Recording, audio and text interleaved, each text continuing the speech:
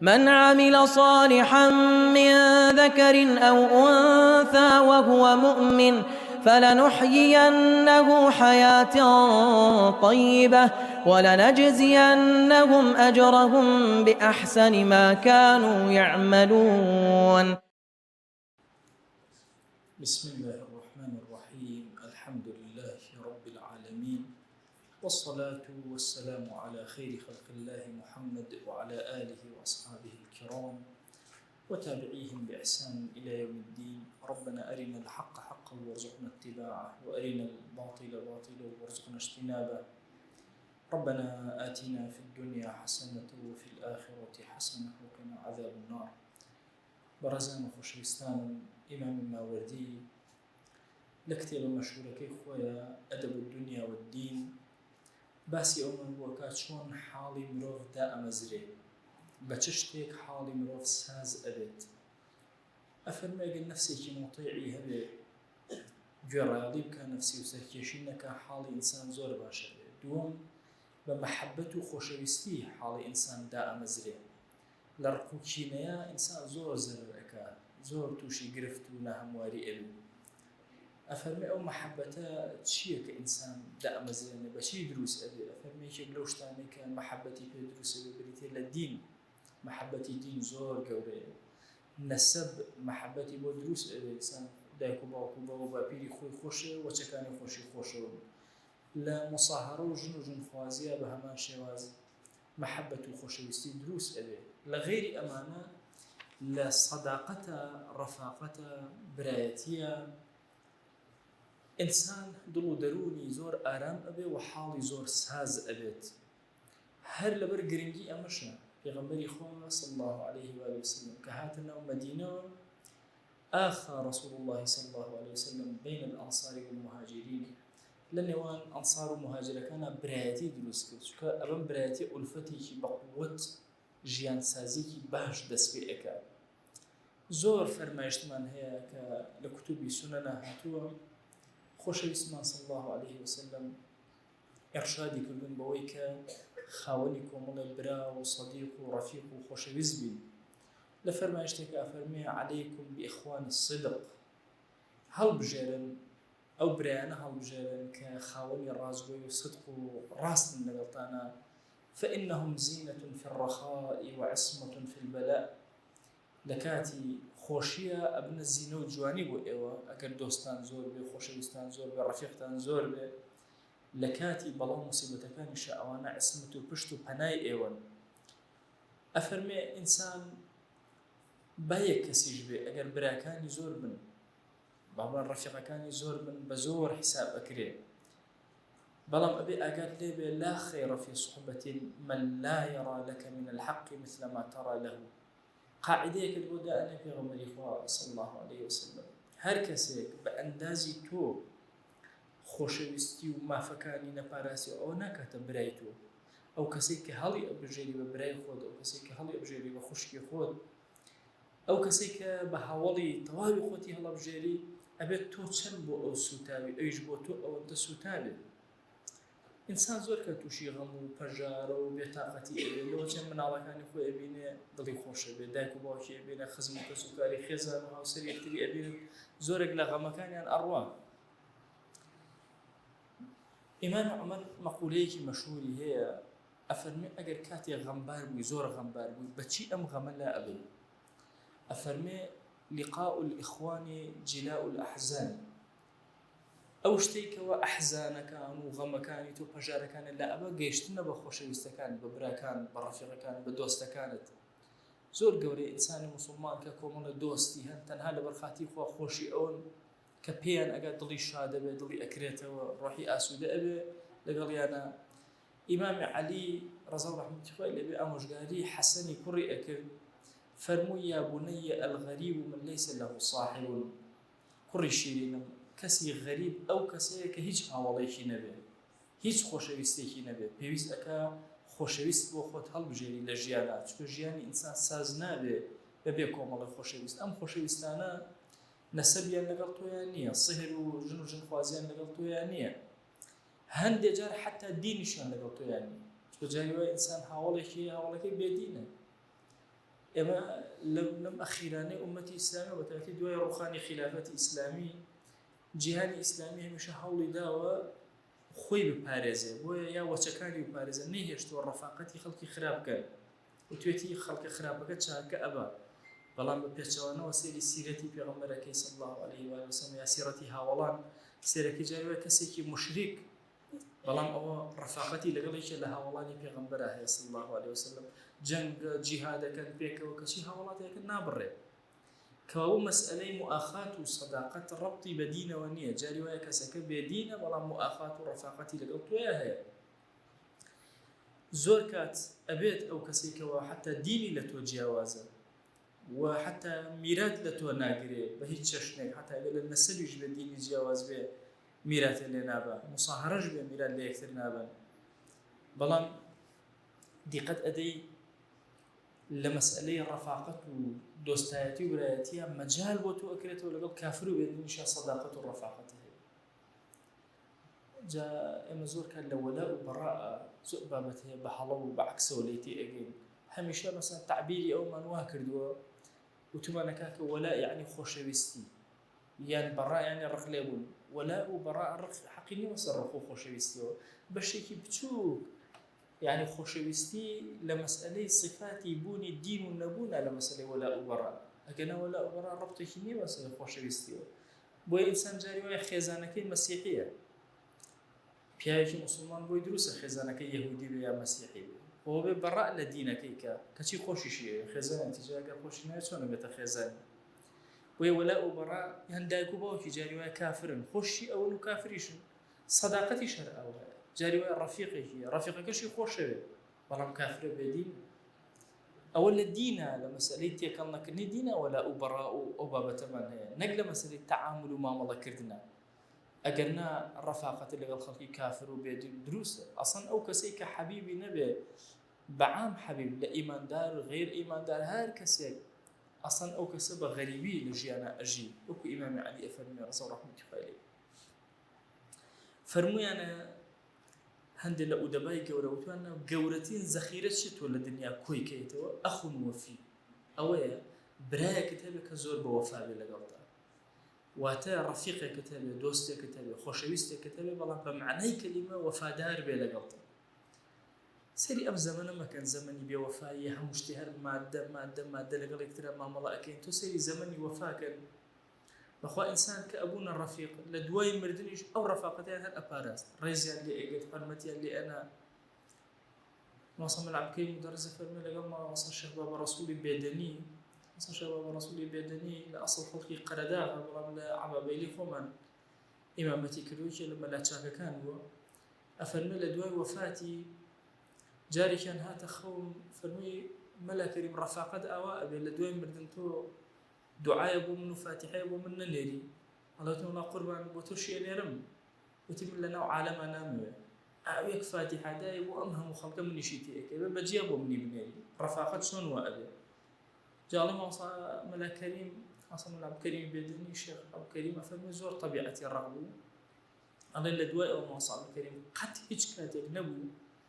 إلا أجر فاتحة كم بوها مؤمد بلاد بتاقي أنا دانيش بو أنا ئەگەر دوعاکەم بۆ هەموو ئومەت کردە دوعاکەم بە تایبەت بۆ ئەو ئەکرد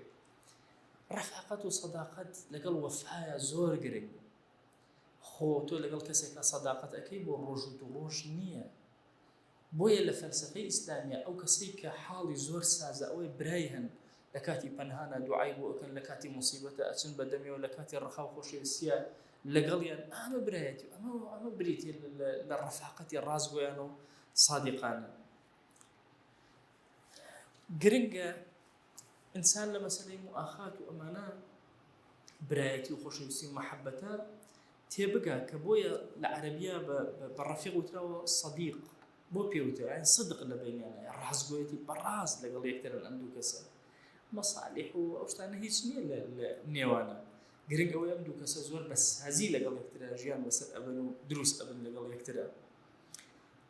لە فەرمایشتێکە هاتووە پێغەمبەری خوا صلی الله عليه وآله وسلم ئەفەرمێ الأرواح جنود مجندة لە یەکەم جار کە ئینسان دروست بووە باسی ئەو مەشهەدەمان بۆ ئەکا تەمان لە فەرمایشتێکی صحیحە هاتووە فەرماشتەکە دوور و درێژە ئەفەرمێت دوای ئەوەی ڕەب العالەمین ئادەمی دروست کرد دەستێک کە لایقە بەخۆی هێنای بە پشتی ئادەمە هەرچی وەچەی ئادەم هەیە هەر هەمووی وەکو شارە مێرولەی گەورە گەورە هەر هەمووی کەوتنە سەر زەوی خوا جل جلاله فەرمووی ئەلەستو بڕەبیکم من پەروەردگاری ئێوە نیم هەموویان وتیان قالوا بەلە لە قورئانە باس کرا ئەفەرمێ ئەلەم موقعا لە بەردەم خوایە کە وەسا هەموو ئینسانیەت ئەفەرمێ وەکو مێرولەوە بووم سەف وەستا بوون وەکو عەسکەری جنود مجندە ئەو هەیە هەر کۆمەڵە جوندێک پێکەوە هەر ئێستاش ئەو هەیە مەسەلەن ئەبینی لە تەلەڤیزیۆن و ئەوانە جوندەکان ئەبینی مەسەلەن ئەمانە بەحریەکان یەک جۆرجیان لەبەرە لە یەک سەفان و ئەمانە با بڵێن جەماعەتی سەنەد و تۆبۆشاندن هەمویان پێکەوەن و ئەوە کۆمەڵ پێکەوە هەمووشیان بە یەک نیزام و بە یەک شێواز ئەفەرمێ سوبحان الله ڕۆحی ئینسانەکان بوو ئەمە هاتە دەرەوە لە شکڵی مێرولەیەکە هەمووی سەفسە و وەستا ما تعارف منها ائتلف هەرچ کەس لەوێ یەکتری ناسیبێ لێرە ئولفەت لەگەڵ یەکترا دروسەکە هەرچ کەس لەوێ وما تناكر فيه اختلف هەرچی لەوێ یەکتریان نەناسیبێ لێرە اختلاف لە نێوانیان هەیە کابوو هەموو ئینسانەکان متفق نین لەگەڵ یەکترا ئێمە هەر هەمووان پێکەوە لە شارێکە لە گەڕەکێکە سەرەکەی طەبیعەتەکانمان یەک نین مختلفن هەندێکمان لەگەڵ یەکترا زۆر خۆشمان نییە هەندێکمان خۆشمان نایە لەگەڵ یەکترا ئەفەرمێ هەر مەجموعەیەک لە جوندەکان کەوتبنە یەک سەفەوە یەک کۆمەڵ بووبن پێکەوە لەو کاتە لە دنیاشە هەر پێکەوە بۆیە ئەو ڕەفیقانەی کە هەڵی ئەبژێری چاو ئەکەیتەوە وردە چکە دوو جۆر ڕەفاقەت هەڵبژاردنی ڕەفاقەت هەیە وەکو ماوەردی ئەفەرمێ جۆرێکیان قەدەر بە تۆی ئەناسێنێ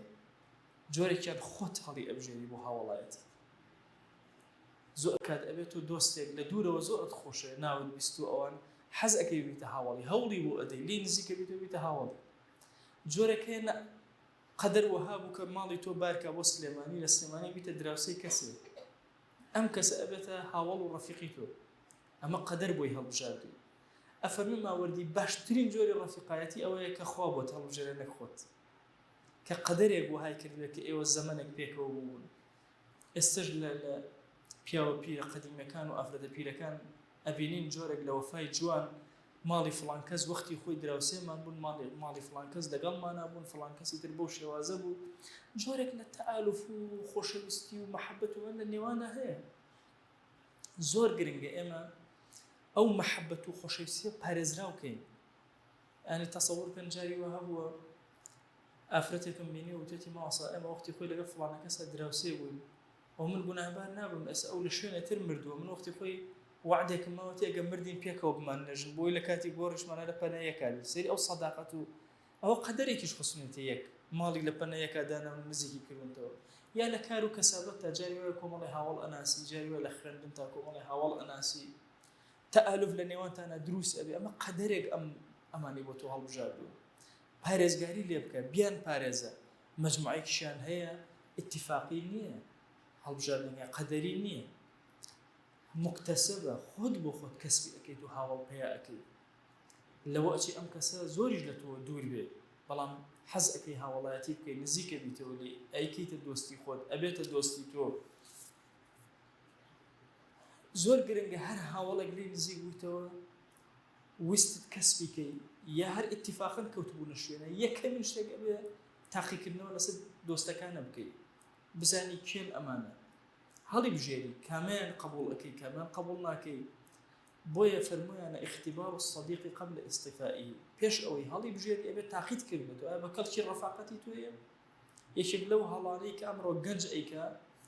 ئەوەیە کەسەکەن تاقی ناکاتەوە ئەیکاتە هاوڵی خۆی ئەوێت دوای هاوڵایەتی تاقیکردنەوە بکە دوای هاوڵایەتی هەموو شتێک لە دەست دەرەچێت چونکە ئینسان کە کەسێکی خۆشویستتر عیبەکانی نابینێ پێش ئەوەی مەحەبەتەکە لە دڵتا دروست بێ بەرامبەری ئەبێت ئەو کەسە هەڵبژاردە بێت جوان ئیمتیحانی کرده بێت بزانی ئایا چەندێک بۆ ڕەفاقەتی تۆ ئەشێ چەندێک بە کەڵکی تۆ دێ فەرموویانە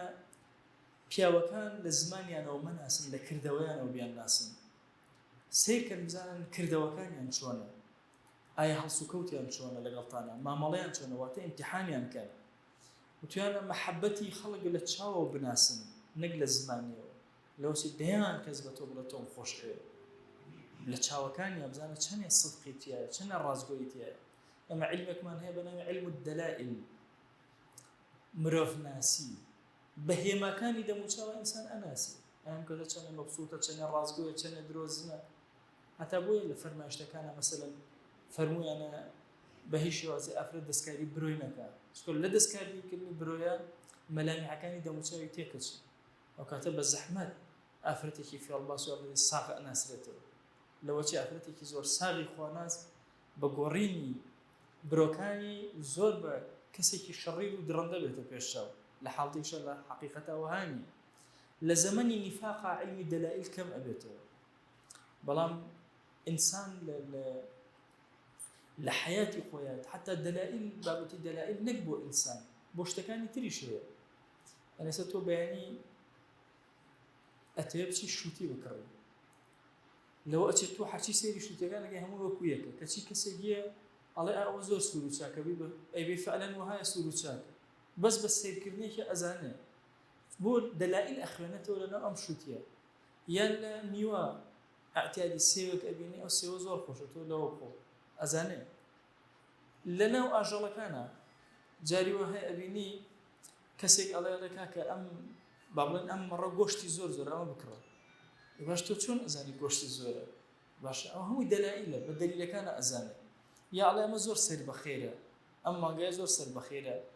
یا شیری زۆرە، یا چی خۆ تۆ نە دۆشیوتە نە ئەزانی نە مەلامحی دەموچاوی هەیکەلی ئەم شتە ئاوا ئەخوێنرێتەوە. علمی دەلائل علمێکی زۆر گەورەیە، بۆیە ئینسان مەرجنی خۆشەویستی بە زمان دەرببڕێ. زۆر کات چاوەکان خۆشەویستی بۆ یەکتر، چاوەکان سەفا بۆ یەکتر دەرەبڕن. بۆیە مەسئلەی چاوی ئینسان بابەتێکی زۆر گرنگە، حتا لە خەتیبە کاتێک قسە ئەکا کەسێک محاضەرەیەک ئەڵێتەوە چاوی زۆر کاریگەری، چەند زمانی کاریگەریە، چاوی ئەوەندە کاریگەری هەیە لەسەر ئەو کەسانی کە قسەیان لەگەڵا ئەکا، کە سێریان ئەکا، شێوازی دەربڕینی چاوی، شێوازی سیرکردنی، هەمووی تەئسیراتەکە لەسەر تەسبیتی ئەو کەلامەی ئەو قسانەی لە دڵی ئەو کەسانە. بۆیە کاتێک کە تۆ اختیباری بەرامبەرەکان دەکەی مەرجە ئیلا اختیبار بە زمان بکەی، مەگەر کەسێک گێل بێ زۆر ئەحتیمال لەسەر زماندانی. مەسەلەن بە ڕەفیقەکە بڵێ ئایا تۆ منە خۆشە یا منە خۆش نایە، ئێتەڵەن هەرەڵە خۆشمەوەی قابلە خۆ ناڵە ڕەخم لێت. ناکرێت بە زمان ئیمتیحان کرێ، ئەکرێ بە کردەوە ئیمتیحان کرێ و بە چاوەکانە بە علمی دەلائلە ئیمتیحانی عەبدەکان بکرێ لەگەڵ یەکترە. ئەبێ زۆر ئاگاد لە هەوڵ بێ، ئەوە قاعیدەیەکی گرنگە کە ماوەردی باسی ئەکا، تۆ هەڵبژێرە ئیمتیحان کە ئینجا بیکەرە ڕەفیقت. قاعیدەیە تر ئاگاد لێ بێ چێ ئەکەیتە ڕەفیقی تۆ، ڕەفیقی خۆت، چونکە هەمیشە یظن بالمرء ما يظن بقرینه، هەمیشە ئەو گومانانەی کە بە ڕەفیقەکەی تۆ ئەبرن هەمان ئەو گومانانەش بە تۆ ئەبرێن، ئەو گومانانەی بە ڕەفیقەکەت ئەبرێن هەمان ئەو گومانانەی بە تۆ ئەبرێن. کەسێک هەیە کردوتە ڕەفیقی خۆت، خەڵک سیر ئەکا لە دوورەوە، ئایا ڕەفیقەکانی تۆ چەندێکی چاکە چەندێکی خراپە؟ سیر ئەکا، سێرەکە ئەم کەسەیەک ڕەفیقی باشی نییە، هەمووی خراپە. یظن بالمرء ما يظن بقرینه، کەسە خراپەکەی کە لەگەڵ لە دەوروبەریان گرتووی چ گومانێ بەوان ببرێ ئەو گومانش بە تۆ ئەبرێ. ئەگەر ئەوانە ئەهلی فیسق بن تۆ لەناو خەڵکە بە فاسق ناوبانگ دەرەکەی، ئەهلی نیفاق بن تۆ بە منافق ناوبانگ دەرەکەی، ئەهلی کوفر بن بە کافر ناوبانگ دەرەکەی. ئێمە ناڵێم کەسی ئیماندار ڕەفاقەتی خەڵکی خراپ نەکات، بەڵێ وەڵڵا لە خۆت مەترسە ڕەفاقەتی هەموو کەسێ بکە. من زۆر دژی ئەو فکرەیەم کە ئینسانی موسڵمان وا بزانێ مەلاذی ئامینی هەیە، خۆی بچوو کاتەوە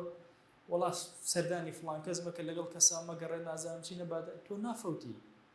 تۆ بەهێزی. کەسی موسڵمان ئەسڵ کاریگەری هەیە لەسەر بەرامبەرەکان دائێنە، نەک بەرامبەرەکان چ کاریگەری لەسەر تۆ دابنێ؟ خۆی دنیا بای چەندێکە تاوەکو کەسێک بە کاریگەری بەهۆی دنیاوە لەسەر تۆ دابنێ. ناتۆ ئەبێ ئەوەندە بەهێزبی تشکی خۆت پەخشکێ بۆ هەموو دەوروبەرت. کەسی ئیماندار وەکو گوڵێکی زۆر بۆن خۆش وایە، حتا لە ناو شوێنی زۆر بۆن پیسیشە بۆن خۆشەکەی ئەم هەندێک جار زاڵ ئەبێ بەسەر بۆن ناخۆشەکە، هیدایە ئەبێتە بای هیدایەت. ئەگەر ئێمە بین تەنها لە بینی خۆمانە بین، قەت هیدایەتی ئێمە گەشە ناکە بۆ خەڵکی تر. من لەگەڵ ئەو فکرە ئەبەدەن نەبووم کە خەڵکی موسڵمان تەنها خۆیان سەرکەن بەسەر خۆیانە. نەخێر، بچۆ کام شوێنە زۆر خراپە، تۆ لەوێ پەخشی جوانی خۆت و پەخشی جوانی دینەکەت کرد. بەتایبەتی کەسێک ثابتی عەقیدەی خۆی بێ، ئیتر چ باکی هەیە؟ سەرزەوی هەر هەموو باکۆ بێتەوە، یعنی بیان چیت لێەکەن. ئەگەر ئەترسێنن، ترس چی؟ یعنی ئینسان لە بەرامبەریان نوژدا بدا، سەرەت و سامان چییە لە بەرامبەریان نوشدا بێت دنیا بەعام متعی دنیا کامەیەتە ئینسان خۆی دنیا چی تاوەکو متعەکانەوە هاوێ لە بەردەمیان نوشدا بدەیت بۆیە ڕەفاقەت و سەداقەت کە تۆ ئەیکەیت ئەبێ ئاگات لێ بێ بزانی کۆمەڵی هەمیشە دۆستی وهات هەبن کە پشتگیری تۆ بن حتا چوویتە ناو خراپەکانیشەوە ئەمانە لە پشتەوە هەر هاوکاری تۆ بن بۆ گەشەی تۆ بۆ دروستبوونی تۆ بۆ بەرزبوونەوەی تۆ المرء مع من أحب حتى لقيامتشا لقل خوشويستان تاي ولما أفرمون لقيامتها لقل خوشويستان تاي هند جارب وكسيك زور خراب يعني تصور كان لقيامتها هيت شاكي شيني جيرو دأبي زان يشيك لواني كشفاعة ويكتريك رفيقك والله يا إلهي خو من أو فضلي توي من أسمى بهشت والله يا إلهي إسراحتناكم لو وشنا أقل فلان رفيق منيت لناو قرمينا وخواري جهنم ودري هنا لبينا رفيقك ولا قرآن فرمي ولا صديق حميم هاوڵێکی زۆر خۆشەویستی تونمانیەکە ئێمە لە جەهەنەم ڕزگارکە بێکەسین والله ئەو خەڵکە فاسقە بزانێ هەمیشە ڕەفاقەتی لای خەڵکی دیندارەکە دوعای خەیری بۆ ئەکا دڵی پاکە لەگەڵ یا ڕێزی لێ ئەگرێ زۆر گەورەی لە کەسی موسڵمانە دەستەبەری بکە بۆیە زۆر گرنگە ئینسان بزانێت کی هەڵئەبژێرێ بۆ ڕەفیقەکانی کامانن زۆر لە خۆیانەوە نزیک ئەکاتەوە كمان محبة لقليانا أقوريته ما من شيء أدل على شيء من الصاحب على الصاحب هيش تقولني الدليل بلسر شتيك أو اندبه هسك هاول دليل لسر هاول حتى أو كسيك بابلن ظاهرا ناخل كاب خرابنا يدرك تو اختبارك لو تخوا ابتلاء كذو أو ناخل كشكا ولا حقتكم الصفات زور برزيه نزيكي خروا أو بهوي تو كسبي كم الثقة كان وخلقه أبيت أجر بوتو أزانيك لأجر كان لقيامته أجر معنوي بيان أو ترى شفاعاتي معنوية بو يكتر تو دراوسية كتير كالسلام لناك بلام تو كلين نزيك أبي تو سلام ليك تو جورك الرز لبنتانا دروس أبي خلق بهوي تو متماني بيك وكيوت شفاعاتي معنوية بنهيني هاتي شفاعته بو أم كسكن لنا وخلق أجورتك بوي أم بابتان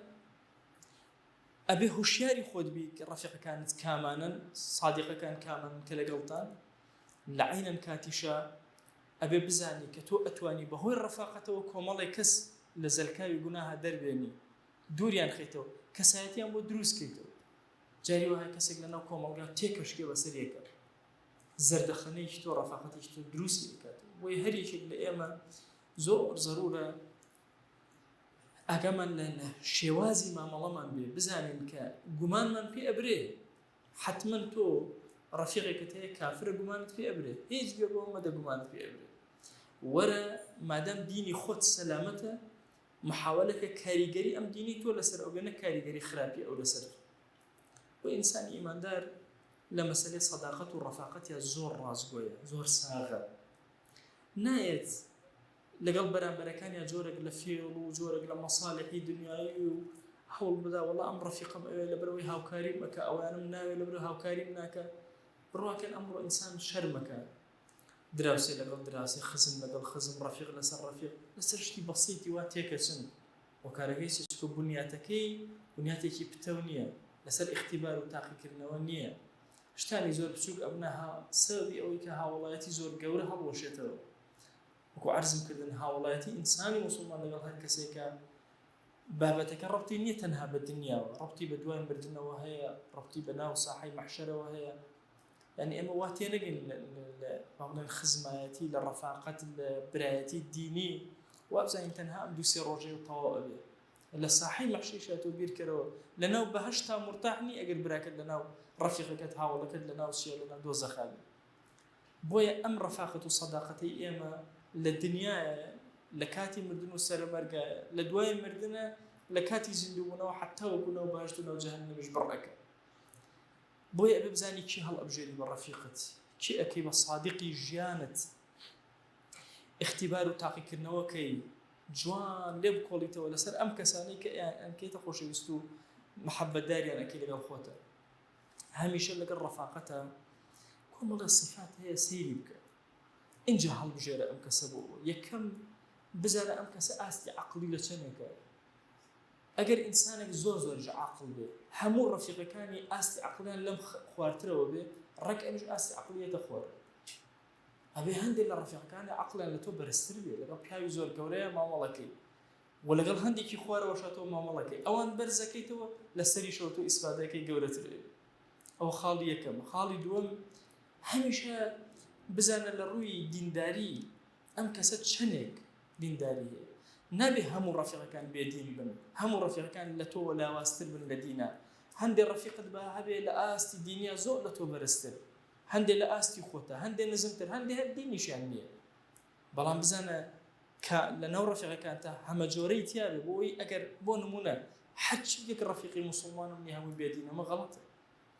یەک ڕەفیقم نییە ئاستی دینی لە خۆم بەرزتر بێ هەموو نزمتر هەر غەڵەتە ئینسانی موسڵمان پێویستی بە تەشجیعاتە پێویستی بە دروستکردنی یەکترە ڕەفیق زۆر دروست ئەکات بۆیە کۆمەڵە ڕەفیق هەڵبژێرە لەگەڵ خۆتە کە ئاستی دینیان زۆر باڵایە هەندێکیش هەڵبژێرە لە ئاستی خۆتە ممکنە دینداریان هەروەکو خۆت بێ هەندێک لە خوا خۆتەوە جاری وە هەیە ڕەفیقێکت ئەبینی لەوەچە دەیان کتێبی خوێن بێتەوە لەسەر ئەوەی بە نمونە شەو نوێژ زۆر باش بەڵام توی نەخستوتە جوڵە بۆ شەو نوێژ کەچی ڕەفیقێکت ئەبینی باسێکی زۆر بەسیتی شەو نوێژە بۆ ئەکا یان خۆت ئەیبینی بە چاوی خۆت کە ئەو شەو نوێژەکە ئەبێتە مای تەشجیعێکی گەورە بۆ تۆ خەریکی شەو نوێژ ئەبی دۆستێکت ئەبینی سەڵەواتی زۆر ئەدا خۆت بە کەمتر خەم ئەزانی ئەگەر سەڵەوات نەدەی وەکو هاوڵەکە تۆش گەرمەکە تۆش بۆ ئەوانەی خوار خۆتەوە ئاوهای ئەوان گەرمەکەی لەسەر دینداری لە پەنای ئەمانەشە هەمیشە سێر کە مەرج نییە تەنها لە ڕووی دینداریەوە لە ڕووی ئەخلاقی بەرز لە ڕووی سەخاوەتەوە لە ڕووی شەجاعەت و پیاوەتی و ئازایەتیەوە لە هەموو ڕووەکانەوە سێرکە ئەو کەسە ئیکیتە هاوڵی خۆت چەندێ ئەم ئەخلاقە بەرزانێتیە نابێ هەموو کەسەکان ئەخلاقیاتیان لە تۆ نزمتر بێ یا لە ئاستی تویا بێ هەندێک لە ڕەفیقەکان بە ئەخلاقیاتیان زۆر بەرز بێ چونکە ئەخلاقی ئەوان کاریگەری لەسەر تۆدا ئەنێ الصاحب والصاحب هاوڵەکان یەکتر ڕائەکێشن و هەندێک لەوانش کە ضعیفن لە خوار تۆن بەهۆی ئەخلاقی تۆ بەرزبنەوە بەڵام بیرکەرەوە ئەگەر لەگەڵ کۆمەڵێکا بگەڕێ هەمووی ئاستی ئەخلاقیان زۆر لە خوارەوە بێ وردە ئاستی ئەخلاقی تۆ ئاستی دین تۆ ژێتە خوارەوە بۆی ئەبێت جۆری ڕەفیقەکانت گۆڕی بێ هەمیشە لەگەڵ ئەوانە مامەڵەکە کە تۆ چەندێ مەیلت هەیە بە لیقای ئەوان شاد بی ئەوانش ئەوان مەیلیان هەیە بە لیقای تۆ شاد بی زۆر گێلیەوە کەسێک بکاتە هاوڵی گیانی بە گیانی خۆی ئەو لاشی لێ نەکاتەوە ناکرێشتیە ئەبێ ئەو کەسش بە هەمان چشم بۆ تۆ فەوتاوە و سوتاوە اینجا ئینسان ئەتوانێت بیرکەنەوە ئەسێ ئەمە پێغەمبەری خوامان صلی الله عليه و آله وسلم خۆشەوە هەرچی بیر لە خۆشەویستی خۆمانەکەنەوە بیر لە خۆشەویستی ئەو ئەکەینەوە بۆ ئێمە شەرمەزارە بین ئەی تۆ بیرکەرەوە ئەڵێ وەڵام من ڕۆژانە 1000 سەڵەوات ئەدەم بە دیداری خۆشەویست صلی الله عليه وسلم ئەزانی یەک نوێژی نەبووە دوعای بۆ تۆ نەکردبێ ئەزای چەند جار ئەڵێ سلم یا سلم لە سەڵەواتەکان تا جوابت ئەداتەوە ئەو جۆری مکافەئە هەیە بۆیە چەندێک ئەم مکافەئەیە زیاتر بێ لە بەرامبەرەکەەوە تۆش ئەوەندە زیاتر ئەی تەسەوور کە چەندێک خۆت ماندوو ئەەکەی ئەتەوێت لە پێغەمبەری خوا بچی صلی الله عليه وسلم هەمووی ناکاتە یەک دوعای ئەو کە بۆ تۆی کرد و کەوتۆتە کەڕم بۆ تۆ کە تۆ ئێستا لەسەر هیدایەت و لەسەر دینداری خواناسی خۆت بە ئومەتی ئەو ئەزانی کاتێککە خۆتی پێ هەڵئەواسی ئەبیتە شانازێکی زۆر گەورە خۆت پێ گەورە ئەبێ ئەو ئەبێتە ڕەمزێکی زۆر گەورە بۆ تۆ ئەبێ ئەبەو شێوازە مامەڵەکەی یان هاوڵانی پێغەمبەر صلی الله عليه وسلم هەر یەکێک لەوانە محەبەتێکی زۆر گەورەت بۆی هەیە تەسەوور کە محەبەتی ئەو زۆر گەورەتر لە زەمانێکی سەفایە کە کۆتای ئەم ئومەتە لە پێش چاویان بۆ خۆشەویست پیشانی داون ئەبێت چەندێک ئەمانە دوعایان کردێ بۆ ئەو ئومەتەی پێغەمبەر صلی الله عليه وسلم تۆش فەردێکی لەو فەردانە کە بە دوعایەکیان ئەکەوی بۆیە چەندێک ئەو کەسەی بەرامبرت ڕەغبەتی بۆ محەبەت و سەداقەتی تۆش ئاوا محەبەت و سەداقەت و ڕەغبەتی بۆی هەیە ئەگەر نابێ ئینسانی ئیماندار خۆی بکوژێ و خۆی بسووتێنە لە پێناوی کەسێکە کە پێ نەزانێت ئەمە زۆر کات لە کاروباری داعوە و بانگەوازمان ئەم حاڵەتەمان بۆ دروستە بێ جاری وایە گەنجێک ئەبینی ماوەسایەکی ئاینی بەقەدەر هەر دوو چاوی خۆی خۆشەوە خۆ لەبەر خاتی خوا خۆشەویستەکەی ئەکە بەڵام ئەو ماوەسا ئاینی بەقەدەر زەڕەیەک گوێ بۆ نادات باشە ئەوە ناکاتە سەداقەت لە نێوان ئەوە تەنها خۆشەویستوە لەبەر خاتی خۆ تەواو ناکاتە ڕەفاقەت ناکاتە صدق لەگەڵ یەکترا صدق ئەوەی ئەم دوو کەسە پێکەوە تەواوی محەبەتیان لەگەڵ یەکترا گۆڕی بێتەوە تۆ چۆن دوعا بۆ مامۆساکەتەکەی بێ مامۆساکەش دوعای بۆ تۆ کردبێ ناوی هێنابێ زیکری کردبێ باسی کردبێ بۆیە هەر یەکێک لە ئێمە ئەبێ کاتێکەوە ڕەفاقەت و سەداقەت هەڵ ئەبژێرێ خۆشەویستانی خۆی سەیری عەقڵیان کە ئایا ئاستەکەیان لە چ ئاستێکە سەیری دینیان کە سەیری ئەخلاقە بەرزەکانیان کە سەیری مەیلیان کە بۆ لای ئەم چەنێ مەیلی هەیە ئەوان چەنێ مەیلیان هەیە هەمیشە جوان نەزانین هەموو مەیلەکان بە قەدەریەکن نابێت جاری وا هەیە تۆ هاوڵێکت خۆش ئەوێ زۆر زۆر مەیلت لەگەڵی هەیە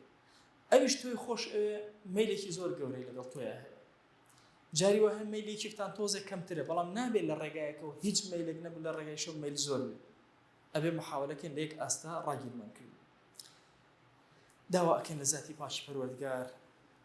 ڕەحمەت و بەزەی و مەحەبەتی خۆی بەسەرمانە ببارێنێ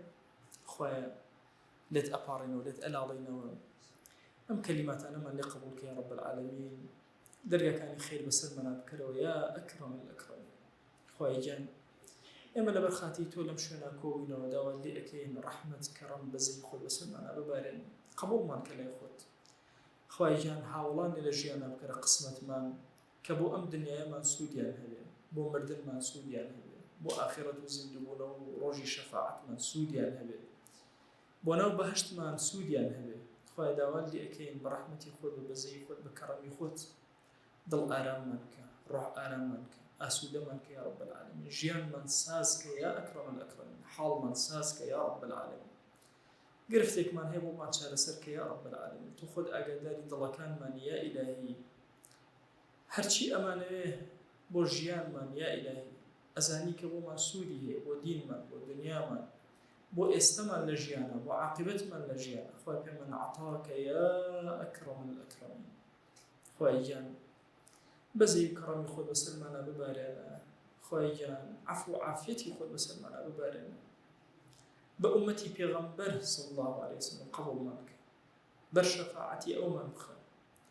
سڵاوی ئێمە بگەینە بۆ خۆشەویستەمان یا ئەکرەم الئەکرەمین یەک ناومان لە خزمەتیا بێنە یا رب العالمین خوای ڕزوانی خۆت بۆ هەموو هاوڵانی پێغەمبەر ببارێنە یا ئەکرەم الئەکرەمین خوای گیان ڕەزا و ڕەحمەتی خۆت بەسەر عولەمای ئەم ئومەتا ببارێنە ڕەزا و ڕەحمەتی خۆت بەسەر ئەولیای ئەم ئومەتا ببارێنە ئیلاهی داوان لێ ئەکەین هەر ئیماندارێک ساتێک لە ساتەکان بە درێژایی عمری و مێژووی ئینسانیەت ئیمانی بە تۆ بۆ ئەهلی تەوحید و خواناسی بووە یا ئیلاهی داوان لێ ئەکەین لە گوناهی هەر هەمویان بوو لە بەرزیان کەرەوە لای خۆت یا رب العالمین خوای گیان ئومەتەکەی پێغەمبەر صلی الله عليه وسلم نێر و مێیە گەورە و بچووکیان